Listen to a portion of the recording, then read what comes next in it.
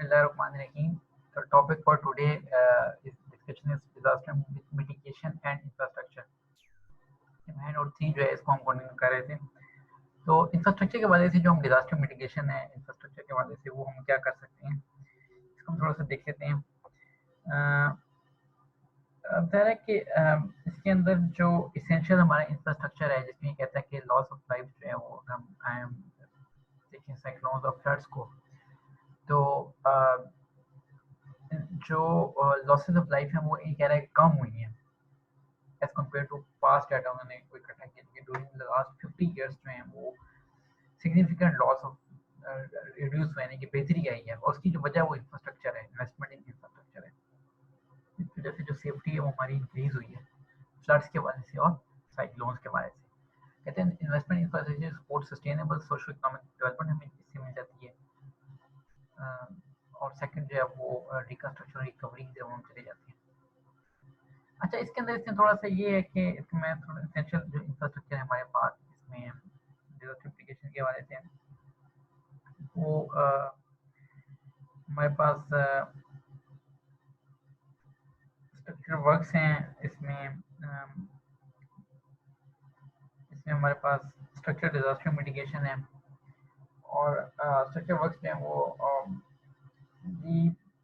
levees, rockfall, walls, drainage works, improve road infrastructure और flood mitigation, dam वगैरह में जो है ये सारे इसके अंदर आ जाते हैं।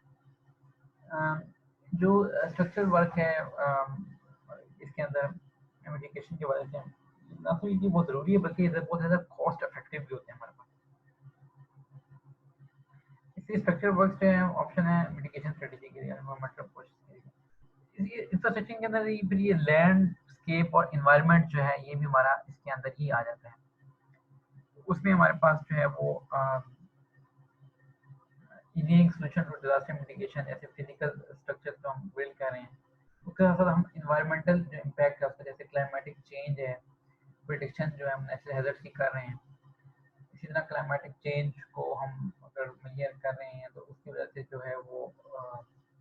लैंडस्केप मैनेजमेंट भी इसके पार्ट होता है। उसके बाद लैंड यूज प्लानिंग और बिल्डिंग कोड्स आ जाता है इसके अंदर इंफ्रास्ट्रक्चर के अंदर। लैंड यूज प्लानिंग और बिल्डिंग कोड्स में उसके अंदर हमारे पास लैंड को हमने कैसे डेवलप करना है, उसके रेगुलेशंस क्या होंगे, बिल्डिंग कोड्स क्या होंगे, इंफ्रास्ट्रक्चर का डिजाइन किस तरह करेंगे, और मिनिमम स्टैंडर्ड्स हम किस तरह बरकरार रख सकते हैं हमारी डेथ्स और इंजरीज जो है वो कम से कम। ज़्यादा गवर्नमेंट जो हैं वो अपनी एक इम्प्लीमेंट करती हैं रिक्वायरमेंट्स के कंट्रोल करें लैंड यूज़ को और बिल्डिंग डिज़ाइन को फ्रॉम डिजास्टर के लिए, उनकी अपनी एक गाइडलाइन होती है। तो उसमें जो मिटिगेशन स्ट्रेटजी जो इंफ्रास्ट्रक्चर वाले से मैं अगर 5-6 को वो बता दूँ क्विकली, तो हाइजिक specific control activities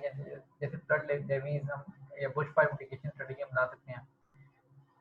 design improvement कर सकते हैं इंफ्रास्ट्रक्चर और सर्विसेज के वाले से। उसके अलावा हम लैंड यूज प्लानिंग और डिज़ाइन डिसीजंस जो हम अवॉइड डेवलपमेंट और कम्युनिटी इंफ्रास्ट्रक्चर हम ऐसी जगहों पे अवॉइड करते हैं जहाँ पे हमें जो एरिया जहाँ पे हैजर्ड का बहुत ज़्यादा खतरा होता है उस जगहों पे हम इसको अवॉइड करते हैं। इसी वजह से जैसे पाकिस्तान बिल्डिंग कोड पे वो हमें जो अर्थक्वेक जोन के बारे में बताया था कि जोन 1, 2,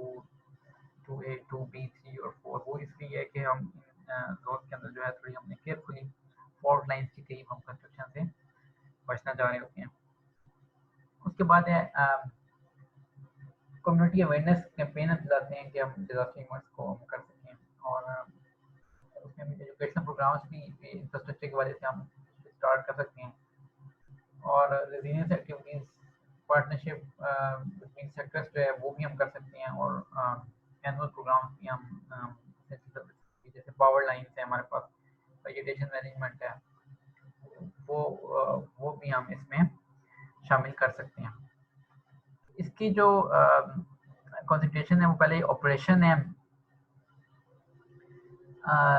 कि जो हम इसको कंट्रोल करेंगे। बेसिकली जब ये कंसंट्रेशन की बात कर रहा है तो मिटिगेशन की वजह से हमने एसेंशियल इंफ्रास्ट्रक्चर हमने खड़ा करना है जिसमें हमने जो कि हमने उसको रेजिलियंस के लिए बिल्ड करना है। उसमें हमारे पास जो है वो जो हम क्रिटिकल इंफ्रास्ट्रक्चर है जो कि हम हर सूरत में बरकरार रखना चाह रहे होते हैं वो वैसे तो इसमें तरतीब से लिखा हुआ ऑपरेशन है, critical information and communication insurance लिखा हुआ है, लेकिन मैं आपको टोटल बता देता हूँ इसका। वो ये है कि फिजिकल फैसिलिटीज़ हैं जिसमें हमारे सप्लाई चेन सिस्टम्स हैं, और जो बेसिक नीड्स हैं जैसे सेफ ड्रिंकिंग वाटर को, जैसे अगर वाटर के पाइपलाइन अगर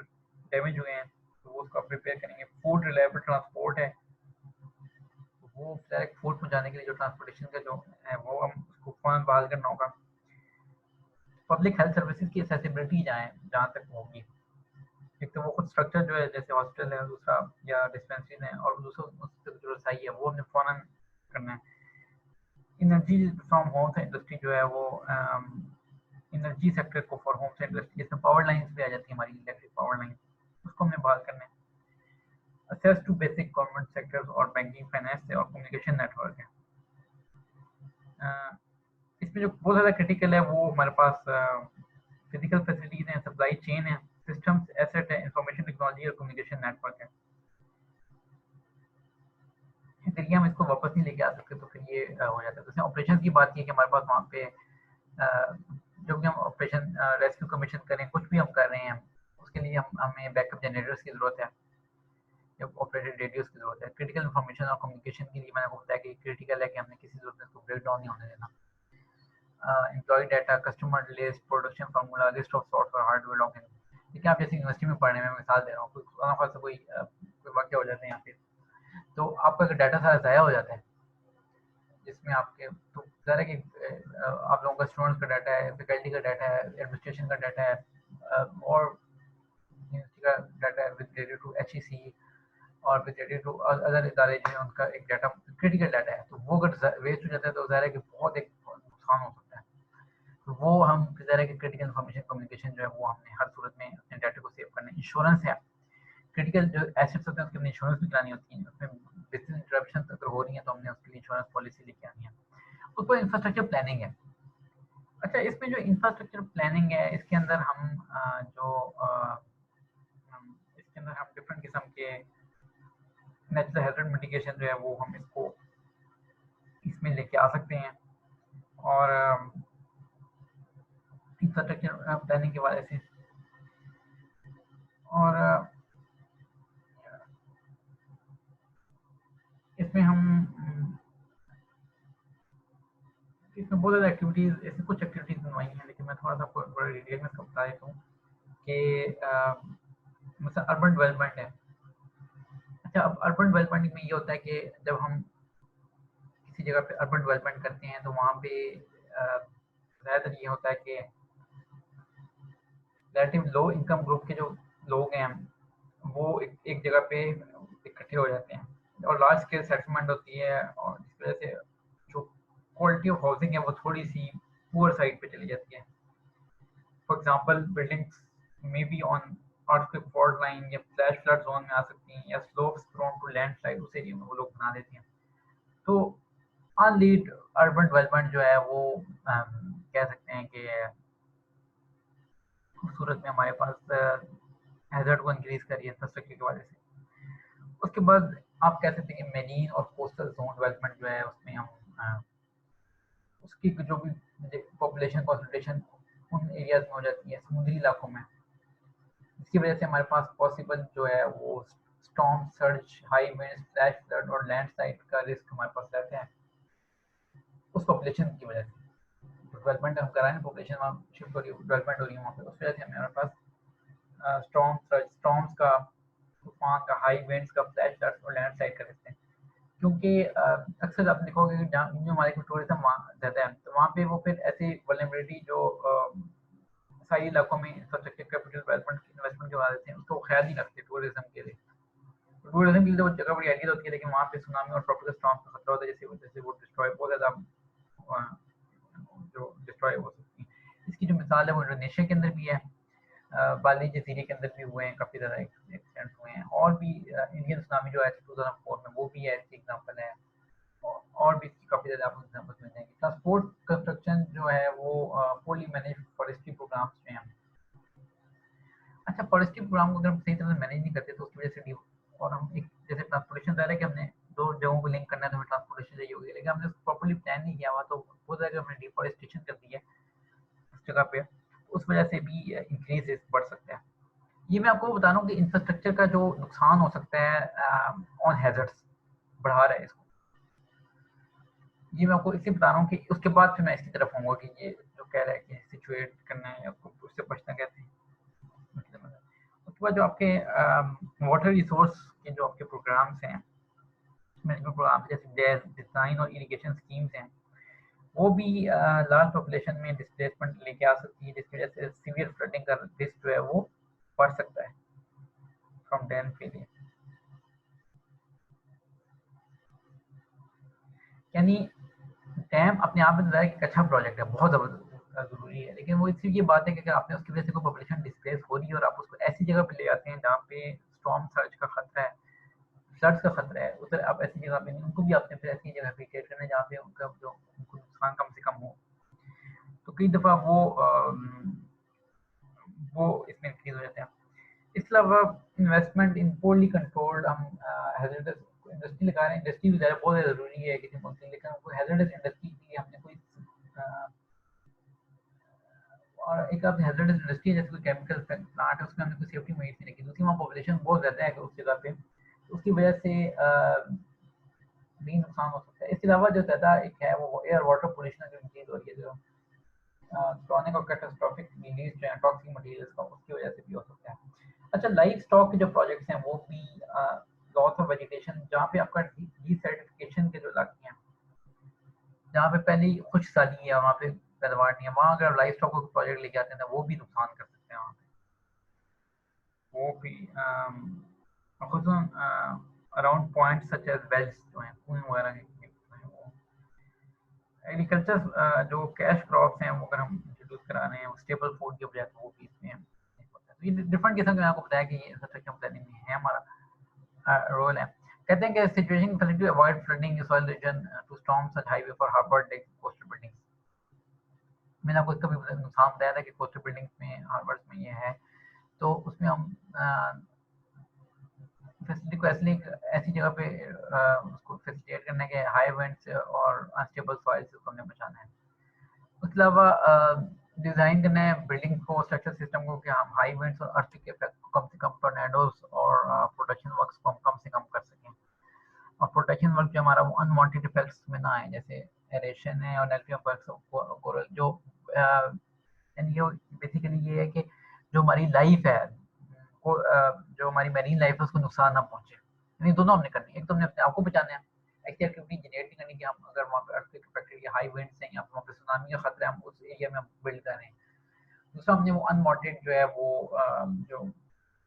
मैरीन लाइफ है उसको भी ज़्यादा इम्पैक्ट नहीं देना। कंस्ट्रक्शन मटेरियल जो है जो करोजन रेजिस्टेंट हो और ड्यूरेबिलिटी स्ट्रेंथ हो, क्योंकि लॉन्ग टर्म में ये जो है ये भी एक बहुत बड़ा प्रॉब्लम बन जाता है। कुछ ऐसे मालिक हैं जहाँ स्टील जो है वो एक कास्ट आयरन बहुत ज़्यादा यूज़ किया जा रहा है जैन लॉक में, तो वहाँ पे इशू का कास्ट आयरन जो है वो targeting mitigation efforts rely healthy और प्रोडक्ट्स जैसे वल्नरेबिलिटी को जब तक हम असेसमेंट नहीं करेंगे तो तब तक हम इसको अचीव नहीं कर पाएंगे। तो जो हमारे पास ये कह रहा है कि जो वल्नरेबिलिटी हम पहले हम इंक्रीज करेंगे, इसकी एग्जांपल भी इसमें दी है कि जो टेन्योर लैंडलॉर्ड्स हैं वो हम वो जब तक रिपेयर नहीं करेंगे उनको हाउसिंग को और फूड्स वो जाहिर बात है कि जो वल्नरेबिलिटी ऑफ बिल्डिंग्स की वो कम हो गई अगर रिपेयर वर्क साथ साथ जो है ओनर वो नहीं करा रहा बिल्डिंग का। इसी तरह जो फूड ग्रोअर है उसको जो माउंटेनस पास है वो एक ही हम दे रहे हैं, एक ही रास्ता दे रहे हैं, तो वो अगर लैंड साइड पे ब्लॉक हो जाता है तो वो भी वल्नरेबिलिटी कम्युनिटी की इंक्रीज हो जाती है, socio economic vulnerability agriculture sector में उसकी इंक्रीज हो जाएगी। बिल्डिंग कंस्ट्रक्शन रूट्स हैं वो हमने अल्टरनेट्स वहाँ पे प्रोवाइड करनी है लोगों को, एक से ज़्यादा रूट्स जिनमें को मार्केट तक पहुँच एक्सेस दे सकें। जो कुछ हम एक्टिविटीज़ जो है वो हम इसमें भी करते हैं, होम में फ्लाइंग डेब्रीज जो हैं वो कैन ब्रेक डाउन विंडोज, और हाई विंड जो है वो भी वीकर प्लेस पे वो क्रम्बल कर सकते हैं हाउसिंग को। तो वल्नरेबिलिटी जो है वो विंडोज, गैराज डोर्स, रूफ्स को हम पॉसिबली सेफ गार्ड करते हैं पर्सनल मिटिगेशन के अंदर। और विंड लोड रिक्वायरमेंट की बिल्डिंग्स में आती हैं वहाँ पे हम उसको करते हैं, फॉरेस्ट्री एरियाज को हम ऑफवर्ड करते हैं, और विंड सेफ्टी बिल्डिंग्स के अंदर हम रखते हैं। कुछ किस्म के वो जो बिल्डिंग्स हम जो मिटिगेशन एक्टिविटीज हम होम में कर सकते हैं। अच्छा, डेवलपमेंटल जो है वो कहते हैं डिजास्टर डेवलपमेंट जो है क्लोजली रिलेटेड है, और नॉर्मली रिसर्च के बाद सामने आई है कि नॉर्मली वैसे इंक्रीज भी कर सकती है वल्नरेबिलिटी को, डिक्रीज भी कर सकती है, लेकिन नॉर्मली हमारे यहाँ ये होता है कि एक बार कोई एक मेजर लॉस आता है तो चूंकि मीडिया की और गवर्नमेंट की तवज्जो एक उस तरफ चली जाती है, सेकेंडली हमने उससे अपने एक एक्सपीरियंस से लर्न भी कर लिया होता है कि क्या क्या किस किस्म के डैमेजेस हुए हैं बिल्डिंग और इंफ्रास्ट्रक्चर को। तो नॉर्मली जब दोबारा प्रोग्राम शुरू किया जाता है तो लाजमी बात है कि वो जहन में रखा जाता है उस डिजास्टर को, लेकिन ये ह्यूमन नेचर भी है कि जब आप इंसान जो है वो एक खतरे से अगर उसको सामना हो जाता है उसका किसी खतरे से, तो जब सेकंड टाइम जब वो करेगा तो एहतियात करेगा उसे, उसी काम को करते हैं। ये human nature, basic human nature है। देखिए मेरा खुदा ना खास्ता मैं किसी हादसे का कोई बंदा शिकार हो जाता है कोई भी, तो सेकंड टाइम वो फिर एहतियात कर ज़्यादा एहतियात करेगा वो उस हादसे से बचे। तो इसी वजह से जब हम दोबारा रिकंस्ट्रक्ट करते हैं तो ज़ाहिर है कि अपने ज़हन में वो फिर प्लानिंग रखा होता है। देखिए पाकिस्तान में एरा का जो अर्थक्वेक रिकंस्ट्रक्शन अथॉरिटी एरा का इदारा वो 2005 अर्थक्वेक के बाद वजूद में आया, तो उसने फिर ज़ाहिर है कि वो अर्थक्वेक के हवाले से काम किया। जब जब डिजास्टर स्ट्राइक करते हैं तो पहली तुम्हारी कोशिश ज़ाहिर बात है कि वो इमरजेंसी नीड्स को मीट करना है, जिसमें इंजर्ड्स मैक्सिमम लोगों को सेव करना है, और इमरजेंसी हमने इसमें फूड्स, वाटर और ये एसेंशियल चीज़ें हमने लोगों को प्रोवाइड करनी है, और क्लीन करने से एरिया को। देखिए जब लॉन्ग टर्म में हम जाते हैं हमारा ग्रोइंग नॉलेज बढ़ता है डिजास्टर डेवलपमेंट का, तो हमारे पास 4 बेसिक सिस्टम के जो होते हैं वो हैं। एक तो उसने ये कहा है कि जो डिजास्टर जो है वो सेट बैक कर सकते हैं डेवलपमेंटल प्रोग्राम्स को, और ईयर्स ऑफ डेवलपमेंट आपने की होती है, प्लानिंग वो सारी आपकी उसमें खत्म हो जाती है, लेकिन रीबिल्ड करते हैं हम सिक्योरिटी अपॉर्चुनिटी मिलती है तो इनिशिएट डेवलपमेंटल प्रोग्राम, ये भी है इसका। और एरिया सस्पेक्टेबिलिटी ऑफ डिजास्टर भी है। अब एक के अंदर कोई मकान नहीं है तो वहाँ आपको इतना डिजास्टर का क्या नहीं होगा आपका। ज़ाहिर है कि डेवलप्ड कंट्रीज में ये खतरा तो होता है कि दोबारा डिजास्टर के लिए, और development plan can be designed to decrease susceptibility disaster in negative consequences. मैंने कहा कि मिटिगेशन एफर्ट, बिल्डिंग कोड्स, जो भी आप बिल्डिंग एफर्ट्स कर रहे हैं कि हम उसको नुकसानात को जो कम से कम कर सकें फ्यूचर के अंदर। तो अच्छा इसमें जो कहते हैं कि development requires structural transformation of society, और सोशल इकोनॉमिक ग्रोथ के लिए हम और एरेडिकेट पॉवर्टी, हमारे पास एक चांस होता है इसके अंदर कि जहाँ पे पहले से डेवलपमेंट नहीं हुई, वहाँ पे ये जो इस 2 पैराग्राफ में असली ये बता रहा है कि जहाँ पे डेवलपमेंट नहीं हुई थी वहाँ पे वो एक चांस मिल जाता है कि हम नए सिरे से पॉवर्टी को एरेडिकेट करके लोगों के लिए नई जॉब्स और नए स्किल उनको ट्रेन भी कर सकते हैं, उनको एम्प्लॉय भी कर सकते हैं। जैसे कंस्ट्रक्शन इंडस्ट्री अगर वहाँ पे काम कर रही है तो हम लोगों को एम्प्लॉय कर सकते हैं, और दूसरी इंडस्ट्रीज जो है वो वहाँ पे आके काम अपना कर सकती हैं। तो दूसरी तरफ अगर आप खाली पुअर मैनेजमेंट है आपकी, जिसमें हम कोई रैशनल जैसे जॉब ट्रेनिंग या लैंड रिफॉर्म्स के अंदर कोई लेके नहीं आ रहा कोई प्रोग्राम, जस्ट हम डोनेट कर रहे हैं लोगों को चीज़ें और कोई उनको कुछ सिखा नहीं रहे नई चीज़, तो उसकी वजह से हमारा जो है वो इवन ज़्यादा इंक्रीज हो जाती है हमारी वल्नरेबिलिटी, क्योंकि लोग जो है फिर वो बिल्कुल ही ट्रेन नहीं हो पाते और वो बिल्कुल उनको कोई रिएक्शन नहीं होता, तो वो नेगेटिव में भी चला जाता है। तो इससे बड़ी केयरफुल प्लानिंग की हमारे वहाँ ज़रूरत होती है कि हमने वहाँ पे लोगों को इस तरह ट्रेन करना है कि वो ज़्यादा से ज़्यादा इसमें वो अपना पार्ट प्ले कर सकें, उनकी ट्रेनिंग करनी है, उनको एजुकेट करना है टेक्निकल लेवल पे, कि उसमें जॉब्स कंस्ट्रक्शन इंडस्ट्री में या लैंड रिफॉर्म्स के वाले से जो जॉब है या लैंड उसमें एग्रीकल्चर सेक्टर के हम उनको ट्रेन कर सकते हैं। तो अब हम जो देखते हैं कि इम्पैक्ट क्या हो सकता है डेवलपमेंटल प्रोग्राम्स के ऊपर इसका, तो इम्पैक्ट जो है डेवलपमेंटल प्रोग्राम्स पे वो इसमें पॉजिटिव भी हो सकता है और इसमें नेगेटिव भी हो सकता है। तो इसको हम दोनों को देखेंगे कि वल्नरेबिलिटीज जो हैं वो डिक्रीज भी हो सकती है, इंक्रीज भी हो सकती है डेवलपमेंटल प्रोग्राम से। तो impact of disaster developmental programmes के हमने इसमें बताया कि जो भी प्रोग्राम्स हैं हमारे वो सोशल इकोनॉमिक कंडीशन और पॉलिटिकल कंडीशन के वाले से शॉर्ट टर्म भी होते हैं और लॉन्ग टर्म भी होते हैं। और जो हमारे पास इन्वेस्टमेंट की जो अपॉर्चुनिटी है वो एक दफ़ा एक उसमें बड़ा एक सेटबैक आता है। अब अपने नए सिरे से एक इन्वेस्टर को कहना है कि वो उस सेक्टर के अंदर आए और जो नॉन फॉर्मल सेक्टर है वो बिफोर डिजास्टर लेके आए, तो उसके लिए ज़ाहिर है कि इन्वेस्टमेंट की ज़रूरत है। तो नॉन फॉर्मल सेक्टर इसमें काफ़ी ज़्यादा इंपॉर्टेंट होता है कि वो अगर उसकी तरफ आप उसको नॉन फॉर्मल सेक्टर को अगर आप अट्रैक्ट कर सकते हैं वहाँ पे और वहाँ लोगों को लेके आ सकते हैं कि वो अपनी इन्वेस्टमेंट करें, में भी चांस है कि वहाँ जो हमें एक बहुत ज़्यादा मदद की वहाँ पे एक ज़रूरत है, वो हम इसको अचीव कर पाएँ, ये उसका थोड़ा-सा है। तो वल्नरेबिलिटीज़ जो है वो कहता है कि कॉज़्ड बाय डिज़ास्टर, ये मैंने अभी इसको ज़िक्र किया था आपके साथ, अभी लाइव स्टॉक्स का ये सारा मैंने अभी आपको बताया था इसमें कि अर्बन डेवलपमेंट और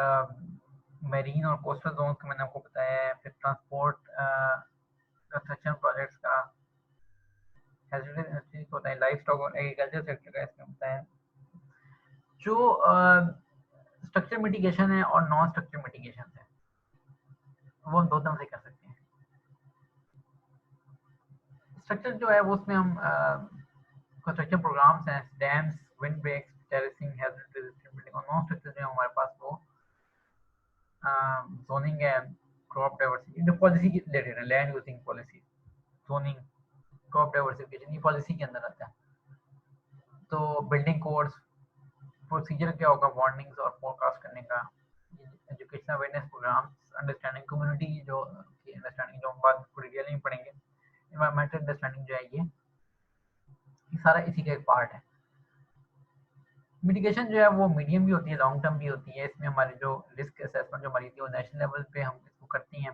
कॉस्ट इफेक्टिव प्रोग्राम्स हमारे होते हैं और जो लिंक हमने कायम करना होता है गवर्नमेंट और इन्वेस्टमेंट एजेंसीज के दरमियान में, ताकि हम हैज़ार्ड रिडक्शन टेक्नोलॉजीज को हम लेके आ सकें। और अर्ली वार्निंग सिस्टम्स और प्रिपेयर्डनेस के लिए हम जो सारे हम उसमें हम करना चाह रहे हैं वो कर रहे होते हैं। अच्छा, इसमें आपको थोड़ा सा बता देता हूँ कि जो एक चीज़ ये कि नॉन स्ट्रक्चरल जो मिटिगेशन है वो मोस्टली जो है वो पॉलिसीज बिल्डिंग कोड्स के वाले वाले से है।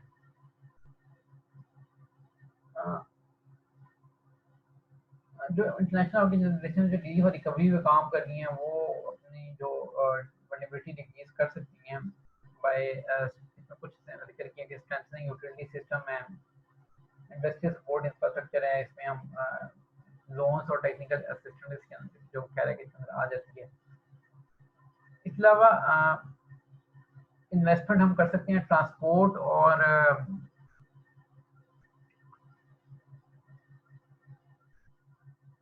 इसमें एक चीज़ सोचने करनी है कि हम इसके साथ साथ हम एक और इसमें पॉइंट है कि हम जो एक तो लाइफ लाइन सिस्टम जैसे वाटर, इलेक्ट्रिक पावर, ट्रांसपोर्ट, इनको हमने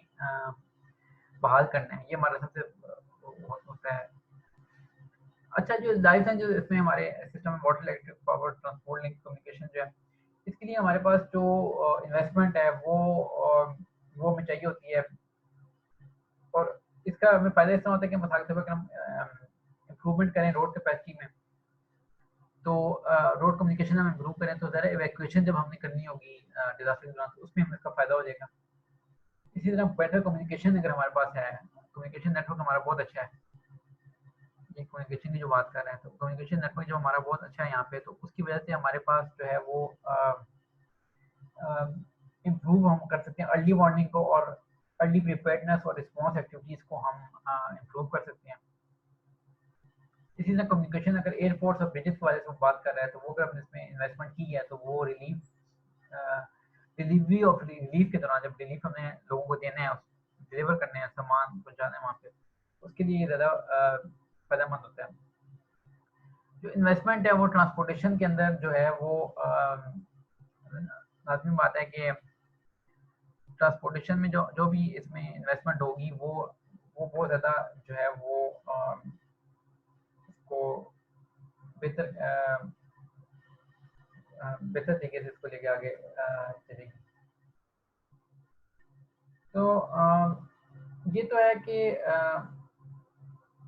इसका एक पॉजिटिव हम इसको कह सकते हैं कि इम्पैक्ट है कि डिक्रीज कर सकते हैं वल्नरेबिलिटी को। यानी कि हमने पहले उसमें पढ़ा था कि इंक्रीज हो सकती है वल्नरेबिलिटी। तो दूसरा जो कि ये एक्टिविटीज जितनी भी थी, marine, coastal life, construction, transport, forestry पे, वाटर रिसोर्स पे इसका असर हो रहा है, इंडस्ट्रीज पे, लाइफ स्टॉक पे, एग्रीकल्चर पे जो गलत तरीके से जो इन्वेस्ट करें वो देखिए जब भी हम कोई बिल्ड करेंगे ना उसका एनवायरनमेंट पे असर पड़ेगा। एक चीज़ ध्यान में रखें, वो असर पॉजिटिव भी हो सकता है और नेगेटिव भी हो सकता है। हम हमेशा ये समझते हैं कि डेवलपमेंट ये है कि हमने कोई चीज़ बिल्ड की, कोई मकान बनाए, सड़क बनाए, वो तरक्की कर रहा है। ये बात सही है, हर बिल्डिंग प्रोसेस है तरक्की की तरफ जा रहा है, लेकिन एक चीज़ आपने ध्यान रखनी है कि एक इन्वायरमेंट जो है और वो हमारा मुतासिर उससे होता है। और ये जो सूरतें बताई हैं इनमें ये ज़्यादा होता है, जो इन्होंने ये सूरतें बताई हैं ना, ये वाली जो आपको पॉइंट नजर आ रहा है इसमें ये ज़्यादा होता है एनवायरनमेंट जो है आपका इम्पैक्ट। अल्टीमेटली एनवायरनमेंट पे ही बात आ जाती है ना कि देखिए जब तो वो अपार्ट फ्रॉम जो फर्स्ट पॉइंट है उसको छोड़ते हुए उसमें ज़रा एक फॉल्ट एरिया में आप ज़्यादा बिल्डिंग करें अर्बन डेवलपमेंट को, ऐसा शहर है जो है ही फॉल्ट नहीं, तो वहाँ पे ज़रा खतरा बहुत ज़्यादा हो जाता है। लेकिन उसके अलावा ज़्यादा जो होता है वो जब कंस्ट्रक्शन का एनवायरनमेंट से ताल्लुक होता है, बहुत एज ए सिविल इंजीनियर आपको इसकी बहुत अंडरस्टैंडिंग होनी चाहिए कि जब भी आप कोई प्रोजेक्ट लेके हैं और उसमें बहुत ज़्यादा काम भी हो रहा है, यानी कि बहुत सिविल इंजीनियरिंग बड़ी एक्टिव रिसर्च फील्ड है। जैसे सीमेंट को वो कह रहे हैं कि सीमेंट जो है वो बहुत ज़्यादा कार्बन डाइऑक्साइड प्रोड्यूस करते हैं इसी मैन्युफैक्चरिंग में, क्योंकि इसलिए बहुत ज़्यादा हाई टेम्परेचर आपको रिक्वायर्ड होता है, अचीव करना होता है आपने सीमेंट फैक्ट्रीज के अंदर। तो जिसकी वजह से वो कोल आप बर्न करते हैं, कोई और जो बर्न करें, जिसकी वजह से इन्वायरमेंट पे उसका इम्पैक्ट है वो बहुत ज़्यादा इसका कार्बन डाइऑक्साइड बहुत ज़्यादा रिलीज हो रही है। तो उसको आपने कम करना है, आपने ऐसे मटेरियल्स लेके आने हैं जो फ्लेक्सिबल भी हों, जो स्ट्रॉन्ग भी हों, लेकिन जो बहुत ज़्यादा इन्वायरमेंट के इको फ्रेंडली हों। इस पर ग्रीन का ग्रेड वो काम हो रहा है, इसी तरह और शोबों में भी सिविल इंजीनियरिंग के बहुत ज़्यादा इसके ऊपर काम तो जो हो रहा है, क्योंकि देखिए जो इंजीनियरिंग है, सिविल इंजीनियरिंग जो है इसका लाजमी लार्ज स्केल पर ये काफ़ी ज़्यादा as compare to some other field, बाकी फील्ड का भी असर है, मैं ये नहीं कह रहा इलेक्ट्रिकल का भी असर होता है, मैकेनिकल इंजीनियरिंग जो है वो भी इफेक्ट कर रही है एनवायरनमेंट को। लेकिन सिविल इंजीनियरिंग बहुत ज़्यादा एनवायरनमेंट, क्योंकि ये लार्ज एनर्जी जिसमें हम कहते हैं ना कि जब देखिए जब भी कोई एनर्जी प्रोन प्रोजेक्ट होगा जिसमें बहुत एनर्जी रिक्वायरमेंट होगी तो लाजिम बात है उसका कोई ना कोई इफेक्ट लाजिमी एनवायरनमेंट के ऊपर आएगा। तो डिक्रीज भी हो सकती है इंक्रीज, लेकिन प्रॉपर केयरफुल प्लानिंग से हम जो है बहुत ज़्यादा इसको डिक्रीज कर सकते हैं। तो वो इसलिए इसमें बताया है कि हम डिफरेंट किस्म के जो मिटिगेशन एफर्ट्स हैं उसमें हम टेक्निक्स यूज़ कर सकते हैं। डैमेज और इम्प्रूवमेंट ये भी अपने आप में बहुत बड़ा टॉपिक है, डैमेज के लिए हम क्या बिल्डिंग कोड्स और डैमेज असेसमेंट हम किस तरह करते हैं बिल्डिंग्स की, और उसको हम जोन रेगुलेशन में अर्बन डेवलपमेंट को कैसे लेके आएंगे, इंडस्ट्रियल फैसिलिटीज़ के लिए, फ्लड प्रोटेक्शन के लिए हम जो वो है इम्प्रूव ड्रेनेज सिस्टम्स किस तरह बनाएंगे। ये सारी सिविल इंजीनियरिंग की फील्ड्स हैं और ये सिविल इंजीनियरिंग के साथ जो है ये रिलेटेड हैं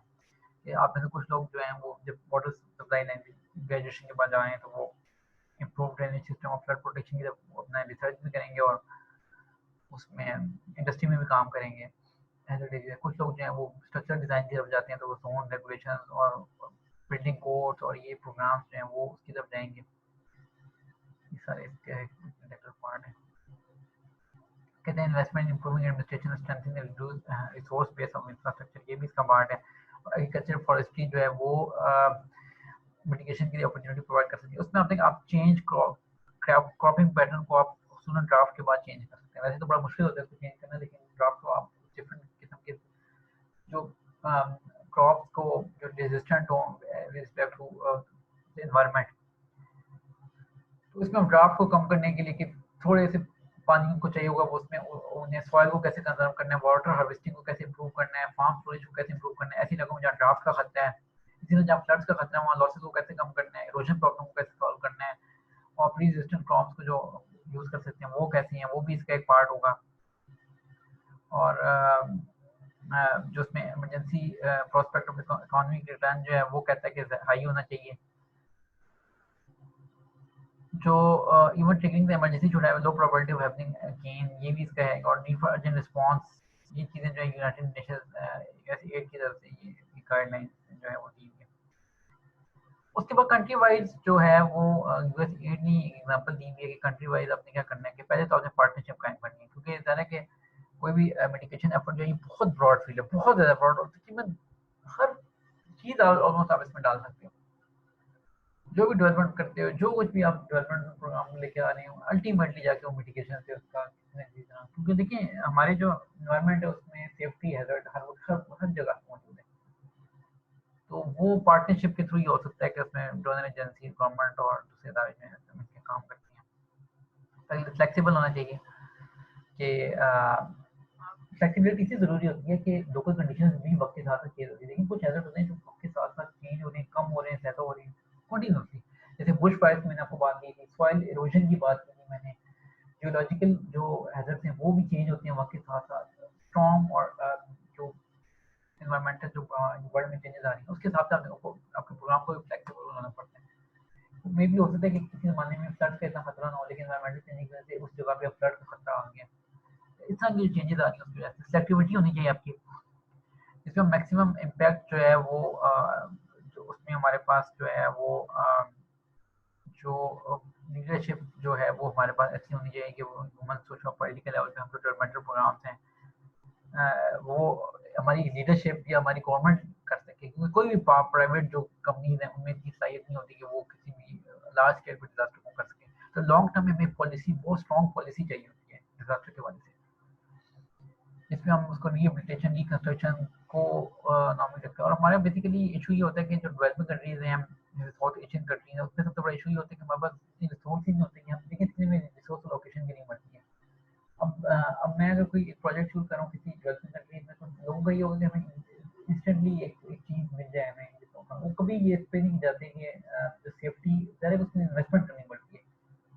उसकी तरफ डायरेक्ट। देखिए मैं एक बिल्डिंग बनाता था, मैंने फायर अलार्म लगाने में उठा दे रहा हूँ, वैसे इतनी ज़्यादा कॉस्ट नहीं होती, लेकिन मैं फायर अलार्म, फायर के पूरे सेफ्टी के सिस्टम होती है, इसकी कॉस्ट है। तो डेवलपिंग कंट्रीज में ये भी इशू हो जाता है कि जो कॉस्ट है वो फिर वो पॉलिसी में लोग नहीं उसको लेके आते, और पॉलिसी में जब लेके आते तो लोकल सतह पे वो नहीं होती। जब लोकल सतह पे उसकी इम्प्लीमेंटेशन नहीं होती तो फिर वो लोकल कम्युनिटी के अंदर भी उसकी इम्प्लीमेंटेशन नहीं होती,